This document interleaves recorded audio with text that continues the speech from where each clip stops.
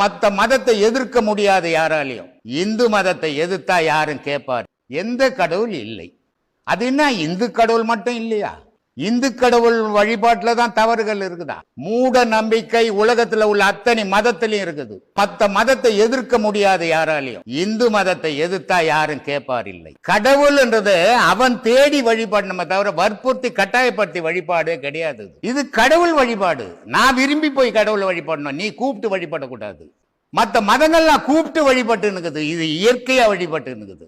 ஆனா இந்த மதத்திலையும் தவறுகள் இருக்குது, எல்லா மதத்திலையும் தவறுகள் இருக்குது. ஆனா மற்ற மதத்துல இருக்கிற தவறை எவனாவது சுட்டி காட்ட சொல்லுங்க பார்க்கலாம். சுட்டி காட்டினா மறுநாள் அங்க வெடிக்கும், சுட்டி காட்டினா மறுநாள் உள்ள போயிடுவான். இதை யாரு என்ன கேட்டாலும் கேட்பார் இல்லை. இது ஒரு சுதந்திரமான உலகத்துல வழிபாடு இந்து மதம் தவிர வேற எதுவும் கிடையாது. இந்துக்கள் என்றும் கிறிஸ்துவ மதத்துல போய் வழிபடுவான், இந்துக்கள் என்றும் தர்கால போய் வழிபடுவான். ஆனா ஒரு கிறிஸ்துவனோ ஒரு இந்துவோ முஸ்லீமோ இந்துக்கள் வழியில வந்த வழிபாடு சொல்லுங்க.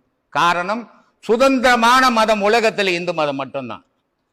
யார் கடவுளும் சொன்னாலும் அதை வழிபடுவான். ஏன்னா இயற்கையை வழிபடுறவன் இந்துக்கள், அவெல்லாம் ஒரு உருவத்தை வழிபடுறவன். கடவுளே நீங்க தானங்க, கடவுள்னு ஒண்ணு தனியா இல்லையே. இப்ப நம்ம கிட்ட கூட கோயில் கட்டிக்கிறோம், இது வரைக்கும் நான் சாமி கும்பிட்டது இல்லைங்க. ஆனா கோவில் கட்டி வச்சிருக்கோம், கோடிக்கணக்கில் போட்டு கோயில் கட்டணும். காரணம் என்னன்னா, எனக்கு கடவுள் எங்க இருக்குன்னு எனக்கு தெரியும், ஆனா எல்லாருக்கும் தெரியுமா? ஆனா எல்லாரும் தெரிஞ்சுக்கிற வரைக்கும் அது கோயில் ஓணும், செலவு ஓணும் இல்லையா? அப்போ ஊருக்குன்னு கட்டினே தவிர எனக்குன்னு கட்டினது அது ஆசிரமம். அப்போ ஒரு ஊருன்னு இருந்தால் ஒரு பக்தி அவசியம். பக்தி இல்லாமல் காட்டு மிராண்டி மாதிரி வாழ்வான்.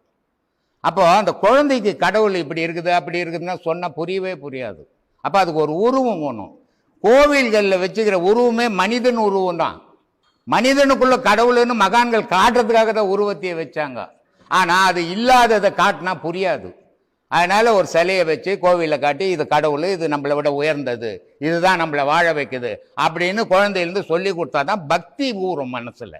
அதுக்காக கோவில்கள் கட்டினது. ஆனால் அது பேசவே இல்லை உங்ககிட்ட. நீங்கள் இவ்வளோண்டா இருக்கும்போது கும்பிட ஆரம்பிச்சுங்க, இப்போ இவ்வளோ உயரம் ஆயிட்டுங்க, அது அங்கேயே தான் இருக்குது, அவ்வளோவே தான் இருக்குது. அப்போ சிந்திக்கணும். அதனால தான் இந்து மதம் மாதிரி புனிதமான மதம் உலகத்தில் எந்த மதமும் கிடையாது. ஆனால் இந்து மதத்தை வளர்க்கறதுக்கு ஆள் கிடையாது. இந்து மதத்தில் பிழப்பு நட்ட ஆரம்பிச்சுட்டான். அதனால இந்து மதம் கெட்டு போச்சு. காசுக்கோசம் இந்து மதத்தை விற்கிற அளவுக்கு போயிட்டானுங்க. இந்து மதம் மாதிரி புனித மதம் உலகத்தில் எந்த மதமும் கிடையாது. எல்லா மதம் போய் படிச்சுட்டு வர மதம் தான். இந்து மதத்தில் தான் கும்பிடுற மதம். இந்து மதத்தில் தான் சரியை, கிரியை, யோகம், ஞானம் 4 பதங்கள் வச்சிருக்குது. முதல்ல 1ஆம் கிளாஸ் படி, அப்புறம் ஹைஸ்கூல் போ, அப்புறம் காலேஜ் போ, அப்புறம் வேலைக்கு போன்னு. நான் எப்படி மனுஷனுக்கு 4 பதம் இருக்குதோ அதே மாதிரி தெய்வ வழிபாடு. அதை போய் கும்பிடு, கல்லோ கில்லோ ஏதோ கடவுள்னு நினச்சி கும்பிடு. அப்புறம் அதை பாடு, அதுவும் பேசல, உனக்குள்ள தேடு, தேடி இறைவன் அடைன்றதுக்கு 4 பதங்கள் வச்சுக்குது இந்து மதத்தில் மட்டும்தான்.